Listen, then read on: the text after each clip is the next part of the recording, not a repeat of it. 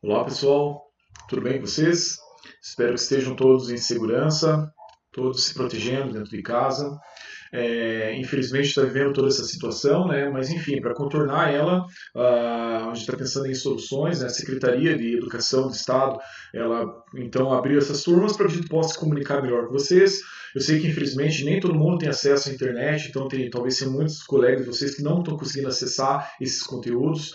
Então, se vocês puderem ajudá-los de alguma forma, né, obviamente mantendo o distanciamento físico, se puder, sei lá, passar links, às vezes a pessoa não consegue entrar no Google Sala de Aula, mas ela consegue acessar o YouTube por algum motivo, de alguma forma, será sempre de bom proveito, tá?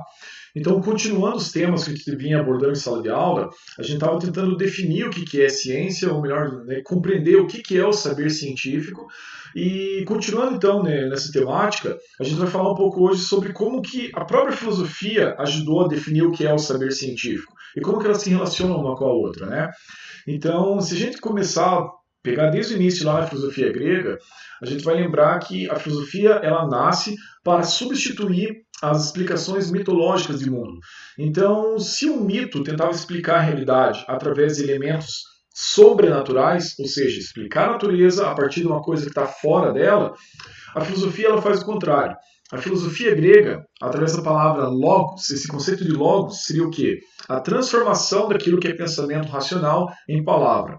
Então, ao tentar racionalizar a natureza, ela tenta explicar a natureza a partir dela mesma, sem apelar para uma explicação sobrenatural, né, uma explicação mágica, algo do tipo assim. Então a gente já percebe um tipo de atitude na filosofia muito parecida com a atitude científica. Então não é exagero dizer que a filosofia é a mãe de todas as ciências. Todas as ciências, de alguma forma ou de outra, nasceram de dentro da filosofia, tá? E o próprio Platão, né, o filósofo Platão, ele ao abordar questões como essa, ele tenta explicar na sua teoria das ideias que existem vários graus diferentes de conhecimento, né? Então existe um grau, por exemplo, muito básico, onde ele é permeado pela ilusão. A pessoa acredita, ela apenas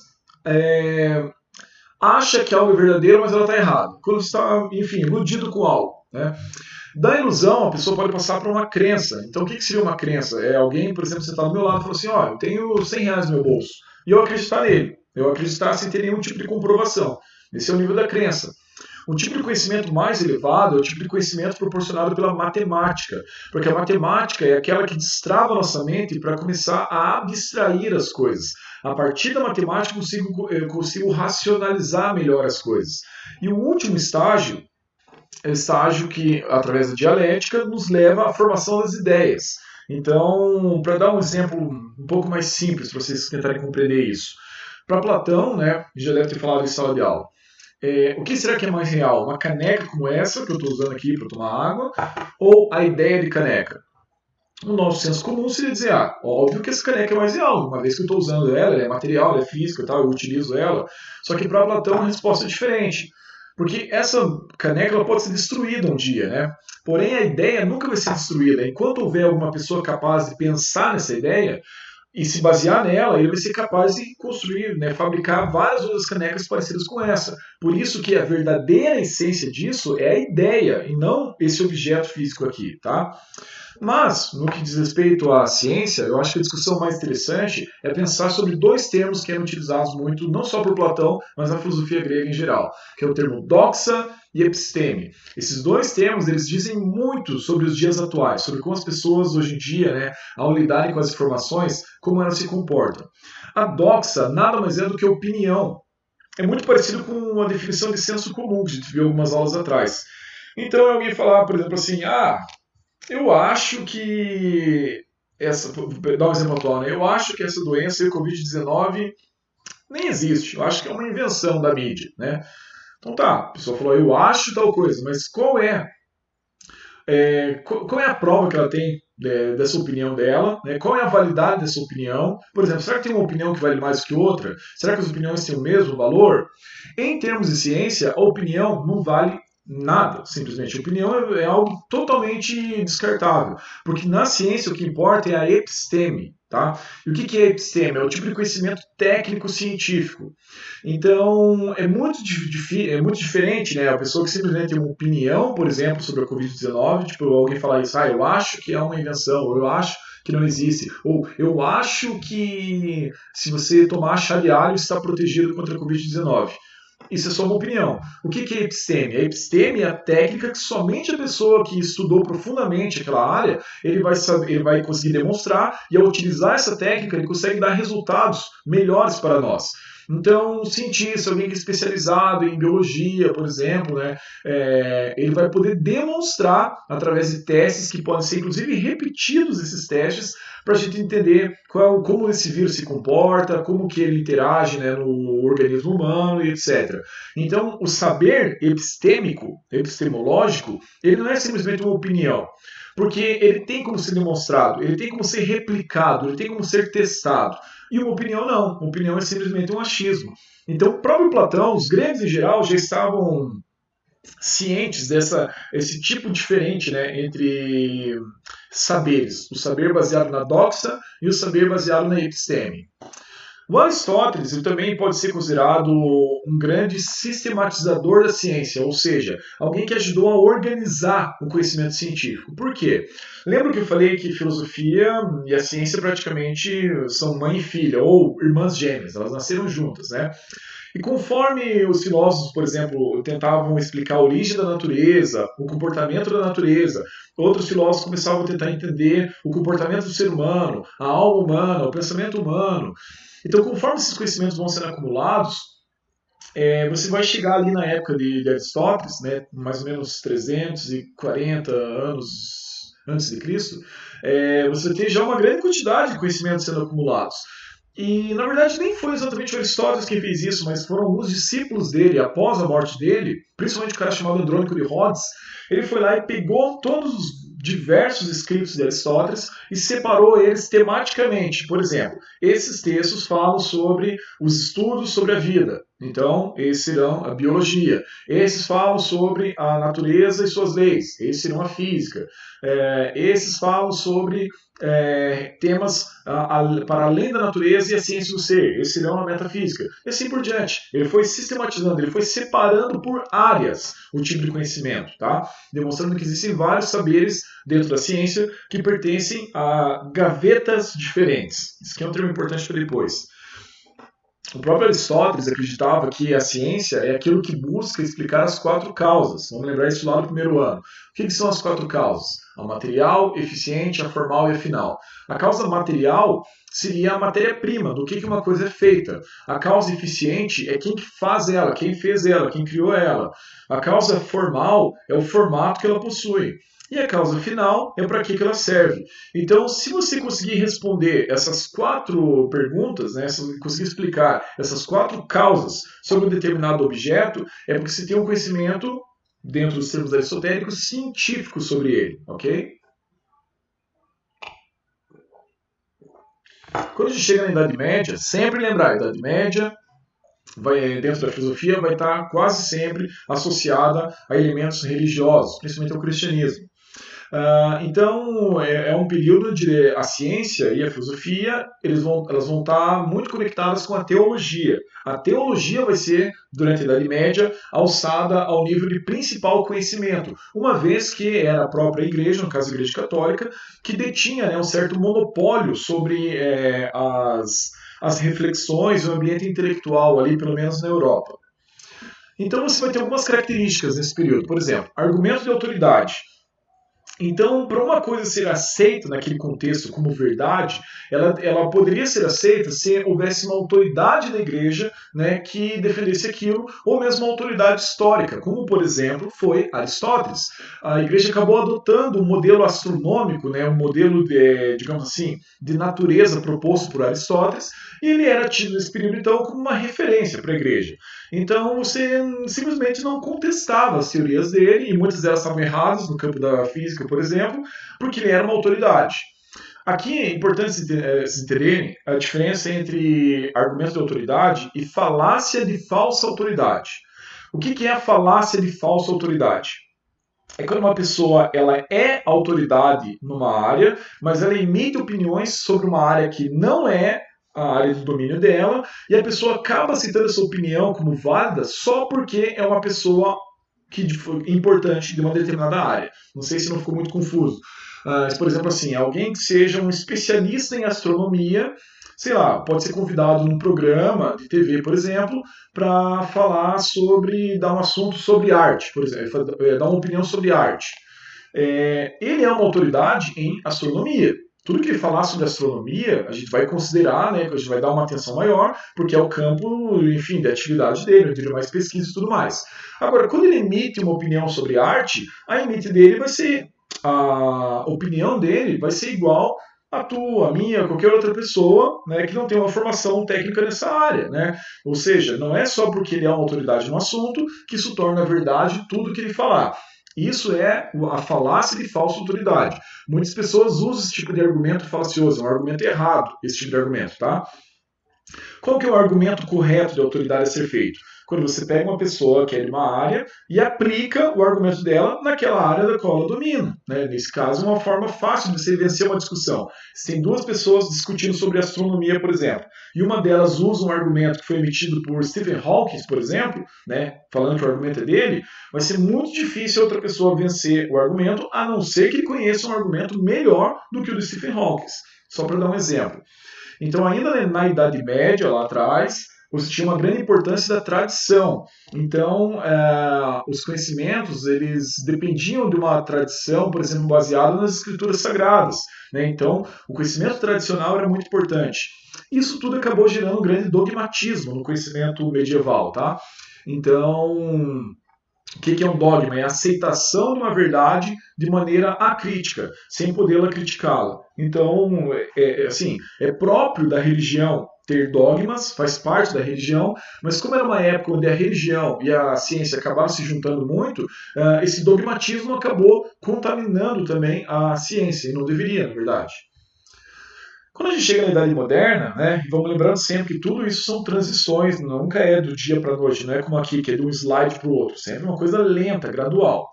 Então, na Idade Moderna, você vai começar a ter várias transformações, né, importantes, como, por exemplo, a Revolução Científica do século XVI, empreendida, entre outras pessoas, pelo próprio Galileu Galilei.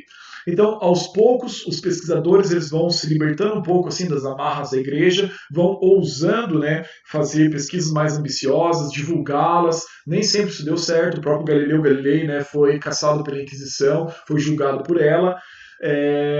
Mas o Galileu, só para a gente se focar nesse tema, né, do que é o saber científico, ele vai definir 3 princípios que a gente poderia utilizar para considerar se um conhecimento ele é científico ou não.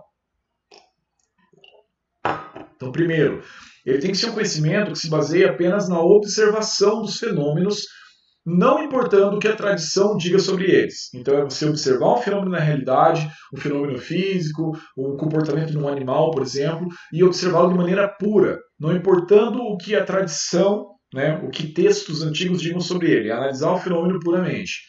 O outro princípio é o da experimentação, né? Então, será considerado conhecimento científico aquele tipo de conhecimento que for possível de ser experimentado, que você possa fazer uma experiência acerca dele. E ele vai considerar também a regularidade matemática como um fator muito importante. O século XVI e XVII foi um período onde a matemática volta, né, a ser muito discutida nos meios intelectuais, muitos avanços na área do cálculo são feitos, e muitos pensadores acreditavam que toda a natureza, todo o universo, todo o mundo, ele era, na verdade, uma grande harmonia matemática. E quando você descobrisse, né, essas leis matemáticas que regem o mundo, você estaria decifrando melhor o que o mundo é. Por isso que o Galileu tem essa opinião aí. Outra pessoa muito influente no campo da matemática também foi o filósofo René Descartes, também do século XVI, morreu no século XVII. E o Descartes é famoso pela criação do famoso método, né, gerado por ele, o método cartesiano, que tem esse nome por causa dele. Que, na verdade, é um método muito simples, mas que até hoje ele impacta muito as ciências. Então, no que ele é baseado? São 4 regrinhas bem básicas. Primeira, duvidar de tudo até que você tenha uma informação totalmente confiável. Então você nunca vai aceitar uma informação a não ser que você tenha total certeza de que ela é confiável. Então se você for abrir lá a internet, for pesquisar informações, por exemplo, o assunto do momento aí, né, sobre o coronavírus, você vai desconfiar de todas elas até que você tenha certeza de que elas são confiáveis. É isso que impõe a regra da dúvida. É uma atitude que todo cientista deveria ter, segundo Descartes. Segundo ponto é dividir o assunto que você está estudando em quantas partes forem possíveis. Quanto mais parcelado for o conhecimento que você estiver investigando, melhor. Você vai conhecer melhor as partes, assim você vai ter um entendimento melhor do todo. Depois de ser dividido em várias partes, você tem que organizar do mais simples para aquilo que é mais complexo. Essa seria a terceira regra. E a quarta regra é você refazer todos os passos para ver se não ficou nada faltando, nenhum passo foi dado errado, algo do tipo assim.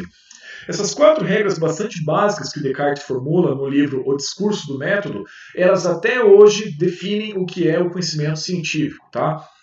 Então, por exemplo, hoje, se você for fazer uma faculdade, né, você vai entrar na graduação, e você tem lá a pós-graduação, o mestrado, o doutorado, né, o pós-doutorado. E quanto mais você vai ascendendo nesses níveis, mais específico vai ficando o teu conhecimento.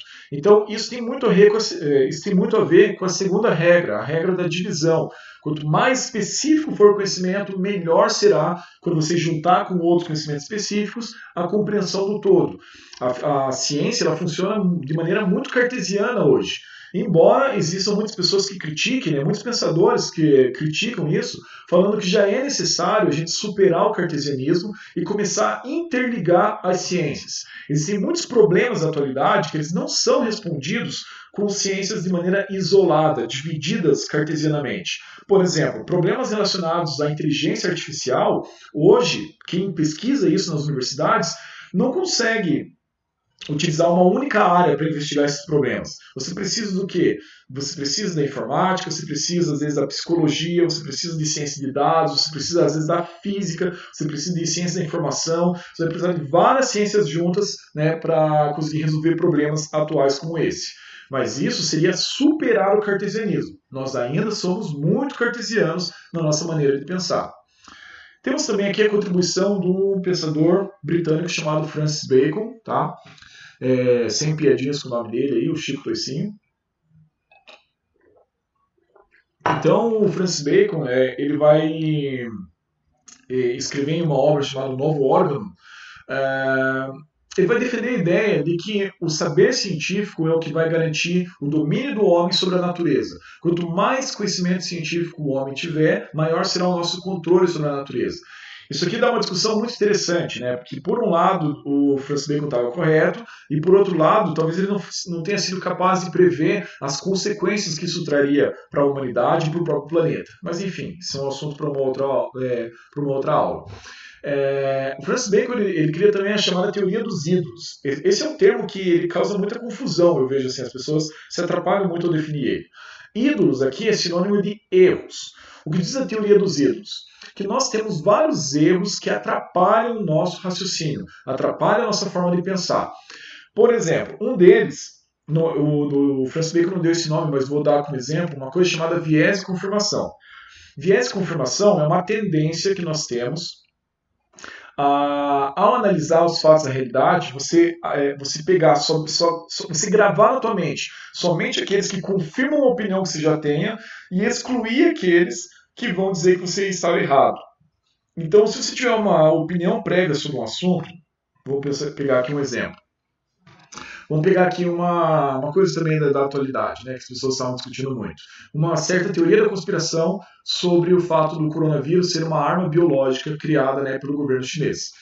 Se você já tem a opinião de que isso é verdadeiro, e você vê uma reportagem como uma que saiu semana passada falando que o governo dos Estados Unidos estava investigando a possibilidade do vírus ter saído de um laboratório chinês, qual que é a tua tendência? É você achar que essa notícia confirma a opinião que você já tinha. Esse é o viés de confirmação.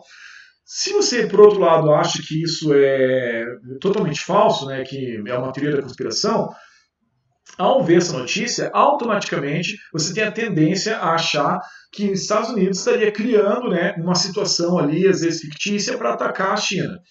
Então, nos dois lados você tem viés de confirmação. Tanto, né, quem defende um ponto de vista quanto o outro, o viés de confirmação vai ser a tendência em você anular uma parte da discussão e só pegar aquela que confirma a opinião que você já tinha sobre o assunto, para confirmar a opinião que você já tinha, tá? A gente vai ter que desenvolver melhor numa aula inteira o que são os 4 ídolos de Bacon, não vai dar tempo de falar hoje, tá? Vai ficar muito extensa. E tem um outro tema aqui, que é a questão da crítica ao método dedutivo. de Aristóteles, que é uma crítica feita por Francis Bacon, mas também a gente vai ter que tratar isso numa aula específica, senão vai ficar muito conteúdo para uma aula só. Então, o que a gente pode resumir do que a gente discutiu até agora, né?